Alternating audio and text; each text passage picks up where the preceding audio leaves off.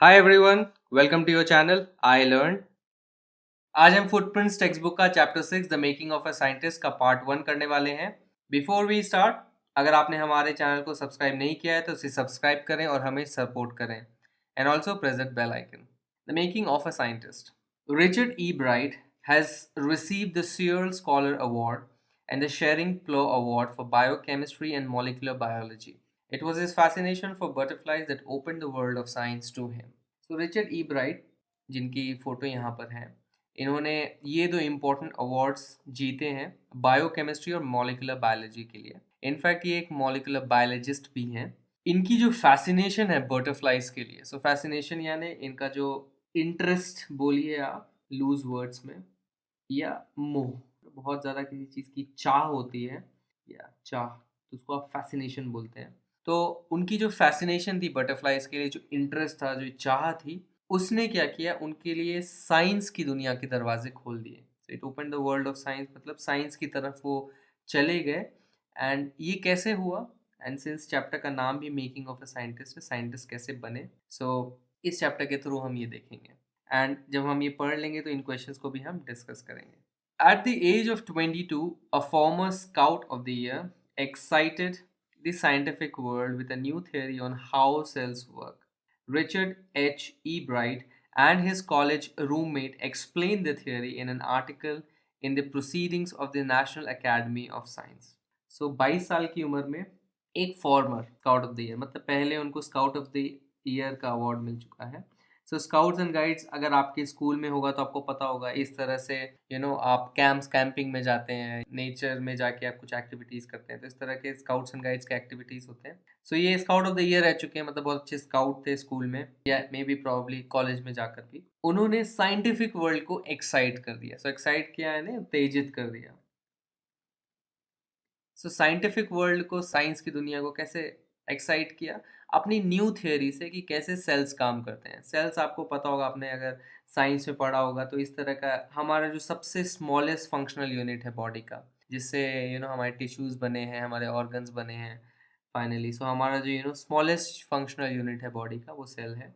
सो sales के बारे में कि सेल्स कैसे काम करते हैं, उसके बारे में उन्होंने एक नई थियोरी दी। सो डेफिनेटली बहुत ही इंपॉर्टेंट थियोरी होगी ये। रिचर्ड ई ब्राइट और उनका कॉलेज का जो रूममेट था, उन्होंने ये थियोरी एक्सप्लेन की एक आर्टिकल में, जो कि उन्होंने सबमिट की proceedings of the national academy of science नाम की एक जर्नल में। सो नॉर्मली साइंटिफिक फील्ड में जब आप बड़े होंगे एंड इस तरह से आप रिसर्च पेपर्स लिखेंगे, तो नॉर्मली यही एक मेथड होता है कि आप एक पेपर लिखें एंड देन एक रेप्यूटेड जर्नल में आप उसे सबमिट करें। सो उसको अप्लाई करना पड़ता है आपको एंड सेंड करना पड़ता है। फिर वहाँ के जो एडिटर्स हैं वो प्रूफ रीड करते हैं उसको एंड देन डिसाइड करते हैं। फिर प्रीयर रिव्यू होता है, बहुत लोग इसको रिव्यू करते हैं।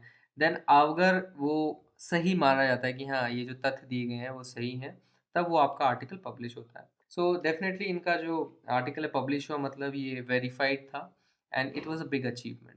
It was the first time this important scientific journal had ever published the work of college students. In sports, that would be like making the big leagues at the age of 15 and hitting a home run your first time at bat. For Richard E. Bright, it was the first in a long string of achievements in science and other fields, and it all started with butterflies. So, ये first time था कि इतने important scientific journal ने कभी publish किया college students के work को। तो इसका मतलब क्या है कि ये इतना रेप्यूटेड साइंटिफिक जर्नल था एंड इतना डिफ़िकल्ट था इसमें पब्लिश करना कि आज तक किसी कॉलेज स्टूडेंट ने इसमें कभी पब्लिश नहीं किया था। हमेशा डेफिनेटली या तो साइंटिस्ट या रिसर्च प्रोफेशनल्स ही उसमें पब्लिश करते होंगे। ये पहली बार था कि ऐसे कॉलेज के बच्चों ने इसमें पब्लिश किया। सो बहुत बड़ा अचीवमेंट का बात हो गया ये कि कॉलेज के बच्चे इन्होंने यहाँ पे पब्लिश कर दिया।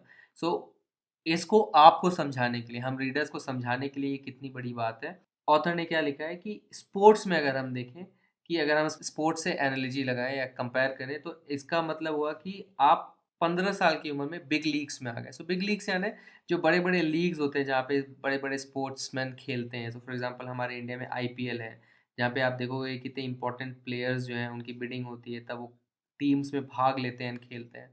सो इट्स लाइक कि आप रणजी ट्रॉफी के लिए खेल रहे हैं या डिस्ट्रिक्ट लेवल पे खेल रहे हैं, अचानक से आप आईपीएल के लिए खेलने लग गए। सो ऐसे कंपेयर किया गया एंड आईपीएल भी खेल रहे हैं और आपने उस समय छक्का मार दिया, उस गेम में पहली बार गए और आपने जाते ही छक्का मार दिया। So hitting a home run is like छक्का मारना, बट होम रन जो वर्ड है वो बेसबॉल के लिए आता है। सो बेसबॉल एक गेम है जो कि शायद आपको क्रिकेट के से बहुत सिमिलर लगे, बट ऑब्वियसली रूल्स बहुत अलग होते हैं, उसका बैट अलग होता है। And home run is like एक तरह से छक्का मारना जैसा होता है। आपको एक एग्जाम्पल देने के लिए मैंने एक छोटा सा वीडियो यहाँ पे लगाया है ताकि आप देखिए कि होम रन कैसे लगाया जाता है।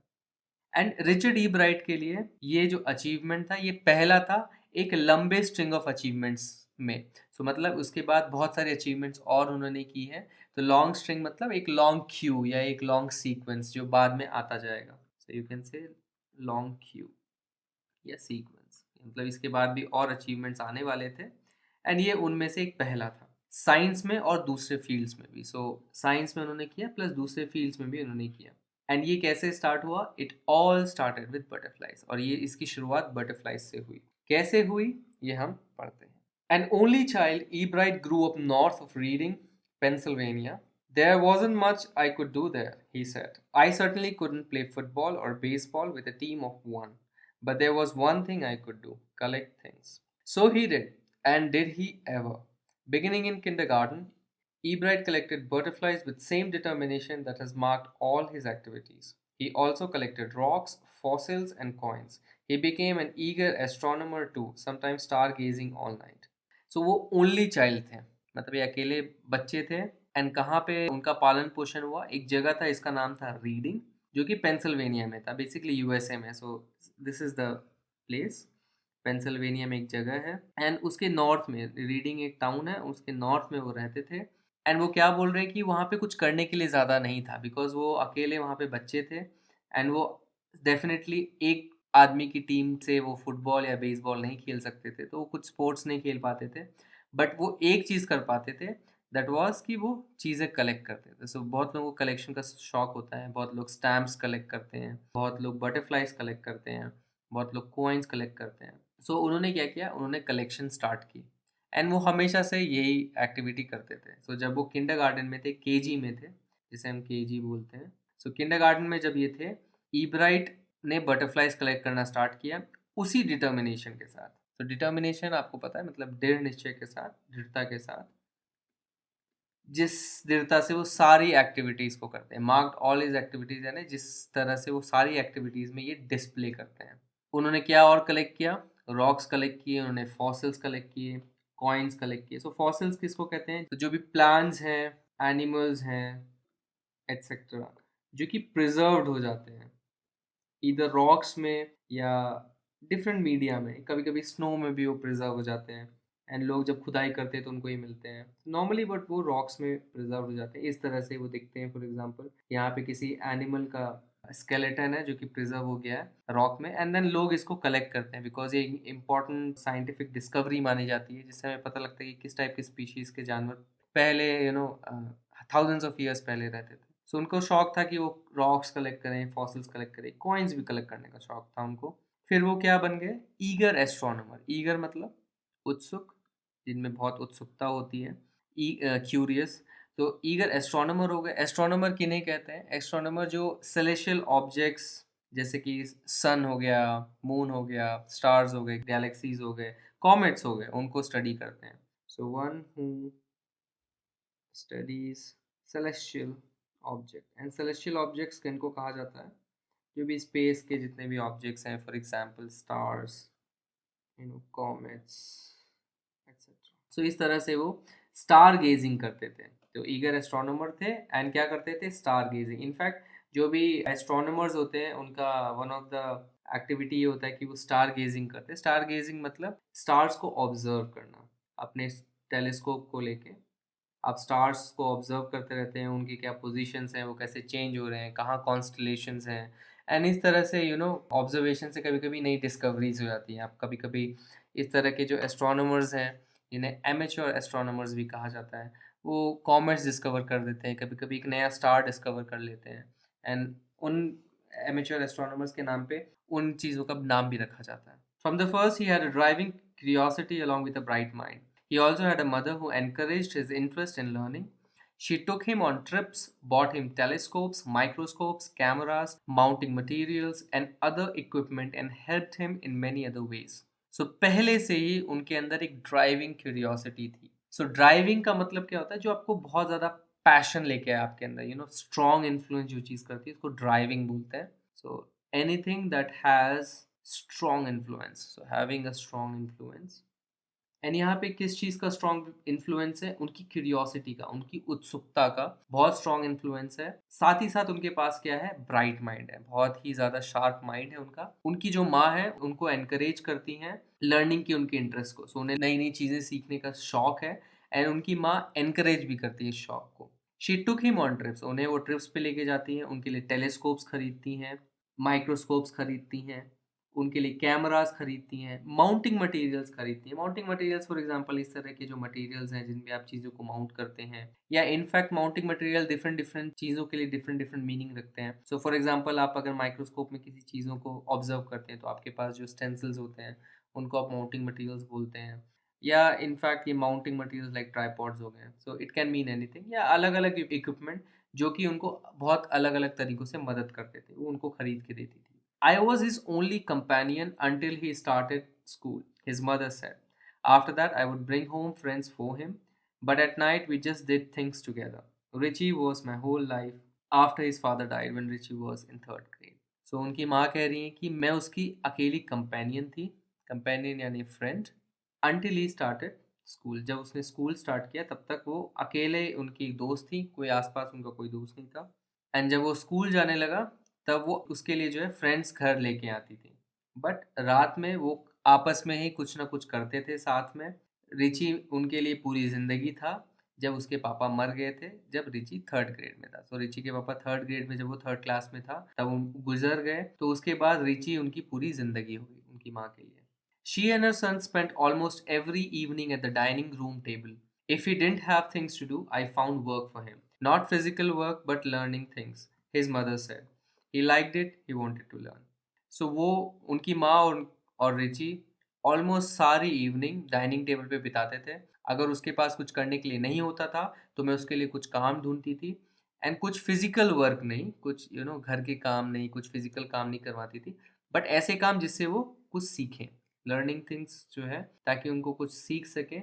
वो ऐसे काम ढूंढ के लाती थी उसके लिए, वो उसे पसंद था एंड वो लर्न करना चाहता था। सो उनका बेटा भी ऐसे था कि उसे नई नई चीज़ें लर्न करना पसंद था रिचर्ड को, एंड उनकी माँ भी इस तरह से फैसिलिटेट करती थी, उनको ऐसे मौके देती थी कि नए नए काम लाके ताकि उसे कुछ सीखे। And learn he did, he earn top grades in school on every day things, he was just like every other kid, his mother said. By the time he was in second grade, Ebright had collected all 25 species of butterflies found around his hometown. And वो सीखा, and learn he did, emphasis करने के लिए इस तरह से sentences लिखे जाते हैं, and learn he did, and वो सीखे। उन्होंने स्कूल में टॉप ग्रेड्स लेके आए, मतलब बहुत अच्छे बच्चे थे, काफ़ी अच्छे परसेंटेज लाते थे, ग्रेड्स लाते थे अपने स्कूल में। एंड एवरी डे थिंग्स का मतलब हो गया रोज़मर्रा के काम है, जो चोर्स होते हैं जिनको आप चोर्स कहते हैं, उसमें वो नॉर्मल बच्चों जैसा था, कुछ स्पेशल नहीं था, नॉर्मल बच्चों जैसा था। एंड जब वो सेकंड ग्रेड में है, by the time he was in second grade, Ebright ने 25 स्पीशीज ऑफ बटरफ्लाई कलेक्ट कर लिए थे। ईब्राइट ने 25 स्पीशीज बटरफ्लाई की कलेक्ट कर ली थी, जो कि उसके होम टाउन के अराउंड, उसके घर जिस शहर में रहते थे उसके अराउंड जो भी थी उन्होंने कलेक्ट कर ली। सो ये स्पीशीज ऑफ बटरफ्लाइज उन्होंने कलेक्ट की थी, एंड सो दैट आप रिलेट कर पाएँ कि कितनी वैराइटीज़ ऑफ बटरफ्लाइज उन्होंने कलेक्ट की। इन नेम्स के साथ यहाँ पे आपकी स्क्रीन पे वो सब स्पीशीज़ के बटरफ्लाई के पिक्चर्स हैं। सो फॉर एग्जांपल उन्होंने मोनार्क बटरफ्लाई कलेक्ट की, उन्होंने आइड ब्राउन, इस तरह के butterflies, and I am sure आपने भी इस तरह की इतनी वैराइटीज़ ऑफ बटरफ्लाइज कभी ना कभी देखी होंगी आपके सराउंडिंग्स में। That probably would have been the end of my butterfly collecting, he said. But then my mother got me a children's book called The Travels of Monarch 10. That book, which told how monarch butterflies migrate to Central America, opened the world of science to the eager young collector. So, अब Richard क्या कह रहे हैं कि वो शायद मेरे butterfly collecting का अंत होता, बट तब मेरी माँ ने क्या किया, मेरे लिए एक चिल्ड्रन बुक लेके आई जिसका नाम था the travels of monarch 10th। उस बुक में क्या बताया गया था कि कैसे मोनार्क बटरफ्लाई, सो इस बटरफ्लाई को, जैसे कि पिछले पेज में भी था, इस टाइप की बटरफ्लाई को मोनार्क बटरफ्लाई कहते हैं, एंड वो कैसे माइग्रेट करती हैं जब अपने जहाँ पे वो बॉर्न हुई है वहाँ से ऑल द वे ट्रैवल करके सेंट्रल अमेरिका जाती हैं। इस बुक ने क्या किया, उनके लिए वर्ल्ड ऑफ साइंस ओपन कर दी। तो जब वो ईगर यंग कलेक्टर से in the form of scientist वो बनने वाले हैं, तो किस तरह से उनकी journey as a collector toward science जो है, इस बुक ने वो जो जर्नी बेसिकली स्टार्ट की उनके लिए।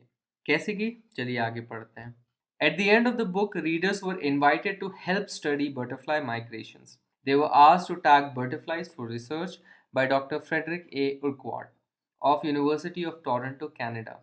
Ebright's mother wrote to Dr. Urquhart, and soon Ebright was attaching light adhesive tags to the wings of monarchs. Anyone who found a tagged butterfly was asked to send the tag to Dr. Urquhart. So उस book के and में जितने भी readers थे उनको invite किया जाता था कि आप हेल्प करें बटरफ्लाई की माइग्रेशंस को स्टडी करने में। कैसे हेल्प करना था उन्हें, उनको बोला गया था कि आप बटरफ्लाइज को टैग करें। इस तरह से जब भी बटरफ्लाइज मोनार्क बटरफ्लाइज दिखती हैं तो उनमें इस तरह से ऐसे टैग्स चिपकाए जाते हैं, जिसे आप देख रहे हो।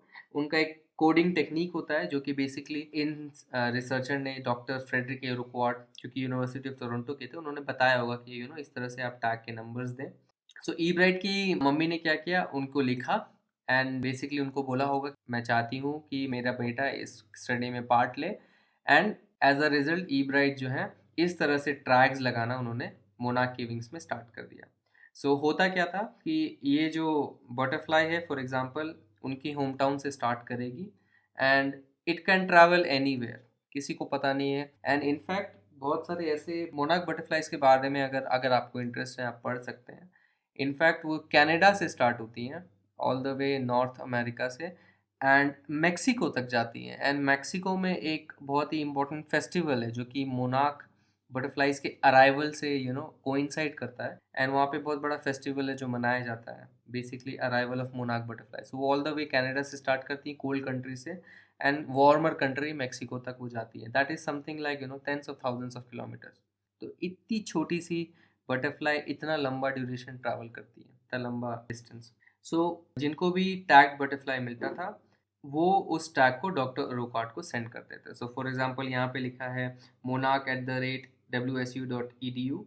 बेसिकली ये किसी यूनिवर्सिटी का टैग है। यहाँ पे इनकी जगह फॉर एग्जाम्पल @UOT लिखा हो, for example .edu, that means university of Toronto है, ये टैग है एंड इसका नंबर ये है।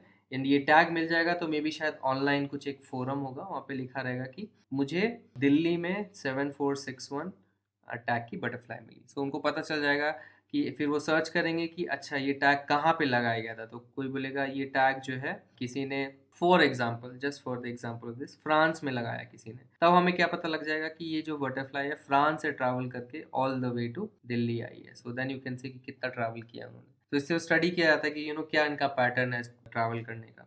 The butterfly collecting season around reading lasts 6 weeks in late summer. If you are going to chase them one by one, you won't catch very many. So the next step for Ebright was to raise a flock of butterflies. He would catch a female monarch, take her eggs and raise them in his basement through their life cycle, from egg to caterpillar to pupa to adult butterfly. Then he would tag the butterflies' wings and let them go. For several years, his basement was home to thousands of monarchs in different stages of development. Now अब हमें समझ में आ रहा है कैसे वो evolve हो रहे हैं, एक साइंटिफिक टेम्परामेंट, एक नेचर आ रहा है उनके अंदर। तो यहाँ पे क्या बताया जा रहा है कि जो बटरफ्लाई कलेक्ट करने का सीजन होता है रीडिंग में, जो जगह है उनकी, वो सिर्फ 6 हफ्तों का होता है समर में, लेट समर में। एंड अगर आप उनको चेज करते रहोगे, चेज करके पकड़ना रहता है नेट लेके हाथ में, ऐसे पकड़ोगे तो आपको बहुत ज़्यादा मिलती नहीं है, इतना आसान नहीं है बटरफ्लाई को कैच करना। वो चाहते थे कि बहुत ज़्यादा कलेक्ट कर सकें। अभी फॉर एग्जांपल 6 वीक में वो इतने ज़्यादा कलेक्ट नहीं कर पा रहे थे। यहाँ पे आपके लिए ग्राफ दिया गया है, स्पीशीज ऑफ बटरफ्लाइज दी गई हैं एंड कितने उन्होंने कलेक्ट किए हैं। फॉर एग्जांपल स्नाउट और मोनार्क सिर्फ एक एक उनको कलेक्ट कर पाए, एंड इस तरह से ओवरऑल फॉर एग्जांपल हार्डली उन्होंने 20 ओवरऑल कलेक्ट किए होंगे, 20-25। ज़्यादा नहीं कलेक्ट कर पा रहे थे, तो उन्होंने क्या किया, एक आइडिया निकाला। वो उन्होंने सोचा कि अब हम रेज करते हैं, इंस्टेड ऑफ कैचिंग, चेज करना है उनके पीछे पीछे भागना, मैं रेस करूँगा। रेस करना है ना पालना। एंड फ्लॉक यानी group, flock of birds, normally जितने भी फ्लाइंग एनिमल्स होते हैं उनके ग्रुप को फ्लॉक से डिनोट करते हैं, तो दे बेसिकली ग्रुप।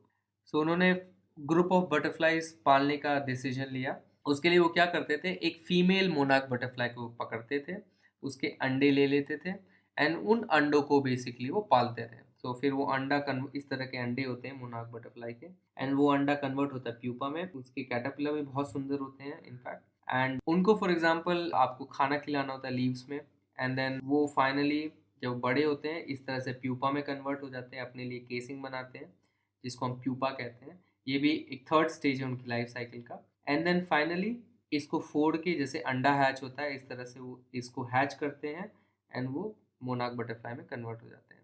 एंड फिर वो क्या करते थे, जैसे ही वो बाहर निकलते थे प्यूपा से, उस बटरफ्लाई को वो टैग करते थे एंड फिर उसको बाहर खुला छोड़ देते थे। एंड काफ़ी सालों तक, सेवरल ईयर्स तक, उनका जो बेसमेंट था वो थाउजेंड्स ऑफ मोनार्क्स का होम था in different stage of development. Basically उन्होंने अपने घर के बेसमेंट को अपना एक साइंटिफिक लैब बना लिया था, जहाँ पे वो इस तरह से थाउजेंड्स ऑफ मोनार्क्स को ऐसे पालते थे। Different stages of life cycle के वहाँ पे मोनार्क आपको मिल जाएंगे। Eventually, I began to lose interest in tagging butterflies. It's tedious and there's not much feedback. Ebright said, in all the time I did it, he laughed. Only 2 butterflies I had tagged were recaptured, and they were not more than 75 miles from where I lived. So eventually का मतलब होता है in the end, अंत में, ये एक adverb है। सो इन दी and मेरा इंटरेस्ट जो है ख़त्म होने लगा, मैं इंटरेस्ट लूज करने लगा बटरफ्लाइज को टैग करने में, इस साइंटिफिक स्टडी में। इट्स टीडियस यानी बहुत मेहनत वाला काम है, and there not much feedback, और बहुत ज़्यादा फीडबैक नहीं मिलता है। सो फॉर एग्जांपल इस पर्टिकुलर स्टडी में क्या होता है कि एक आदमी टैग करता है एंड देन किसी को उस बटरफ्लाई को कैप्चर करना पड़ेगा, and you never know, butterflies कहीं भी जा सकती है। आपके बैकयार्ड में आ गई तो अच्छी बात है, फिर आपको पकड़ना भी रहेगा। तो वही सेम बटरफ्लाई कोई पकड़ पाए उसकी प्रोबेबिलिटी भी बहुत कम होती है। बहुत बटरफ्लाइज मर भी जाएंगी इन इस जर्नी। सो बहुत ज़्यादा फीडबैक नहीं मिलता था, एंड वो हंस के क्या बोलते हैं कि पूरे टाइम में उन्होंने थाउजेंड्स ऑफ मोनार्क्स जो है उन्होंने अटैक किया, बट सिर्फ 2 बटरफ्लाई को वापस कैप्चर किया गया, रिकैप्चर किया गया। एंड वो कहाँ पे रिकैप्चर किया गया, नॉट मोर देन 75 माइल्स। सो मतलब 100 किलोमीटर दूर भी, ज़्यादा दूर पर भी नहीं गई थी, वहाँ पे उनको सिर्फ कैप्चर किया गया था। सो बेसिकली जब ये स्टडी होती है, so people try to find out कि कि कहाँ थाउजेंड्स ऑफ किलोमीटर्स के बाद उनका टैग पकड़ा जाएगा, बट इनका तो सिर्फ 75 माइल्स में। तो इतने सारे उन्होंने टैग किए और कोई वापस रिकैप्चर नहीं हुआ। तो चलिए यहीं पे पार्ट 1 खत्म करते हैं, इसके क्वेश्चन आंसर्स डिस्कस करते हैं, देन हम नेक्स्ट वीडियो में पार्ट 2 करेंगे। How did a book become a turning point in Richard E Bright's life. So आपको यहाँ पे एक्सप्लेन करना है कैसे एक बुक जो है उनके लाइफ का टर्निंग पॉइंट था। सो यू कैन सिंपली से कि ये बुक ने उन्होंने उनके लिए एक वर्ल्ड ऑफ साइंस का दरवाज़ा खोल दिया। So Richard E Bright's mother gave him a book name the travels of monarch X which rekindled his interest in butterfly collecting. So उन्होंने, उनकी माँ ने उनको एक बुक दिया जिसने रिकिंडल किया। रिकिंडल करना यानी रिवाइव करना, किसी चीज में वापस जान डालना। किस चीज में जान डाली, उनके बटरफ्लाई कलेक्टिंग के इंटरेस्ट में। This book exposed him to the world of science by involving him in a scientific study of migration of monarch butterflies। तो इस बुक ने उनको वर्ल्ड ऑफ साइंस की तरफ एक्सपोज किया, दिखाया कैसे, उनको इन्वॉल्व करके एक साइंटिफिक स्टडी में जो कि मोनार्क बटरफ्लाइज के माइग्रेशन पर थी। He soon started raising butterflies in his basement in order to contribute to the experiment। उन्होंने क्या स्टार्ट कर दिया, बटरफ्लाइज रेज करने स्टार्ट कर दिया अपने बेसमेंट में, इस एक्सपेरिमेंट के प्रति कंट्रीब्यूट करने के लिए। तो इस तरह से इनके लाइफ में टर्निंग पॉइंट आया। How did his mother help him, उनकी मदर ने कैसे हेल्प की उनकी। His mother kept him busy by making him learn new things. She took him on trips, bought him telescopes, microscopes, cameras, mounting materials and other equipments to encourage his interest in learning. So उनकी mummy उसे हमेशा busy रखती थी नई नई चीज़ें को सीखने के लिए, और उन्हें ट्रिप्स पे लेके जाती थी, उनके लिए इतने सारे सामान खरीदती थी ताकि उनका जो इंटरेस्ट है लर्निंग में उसको एनकरेज करें। Thanks for watching this video. अगर ये वीडियो आपको पसंद आया तो इस वीडियो को एक लाइक दीजिए, अपने कमेंट्स और फीडबैक्स कमेंट सेक्शन में लिखिए, और हमारे चैनल को सब्सक्राइब कीजिए। आप हमारे चैनल को सब्सक्राइब इस गोल लोगो पे क्लिक करके सब्सक्राइब बटन दबा के कर सकते हैं। इस बेल आइकन को भी ज़रूर प्रेस करें ताकि हमारे वीडियोज़ की नोटिफिकेशन आप तक जल्द से जल्द पहुँचे। इस टेक्स्ट बुक के अगले वीडियोज़ के लिए स्टे ट्यून्ड। Bye bye.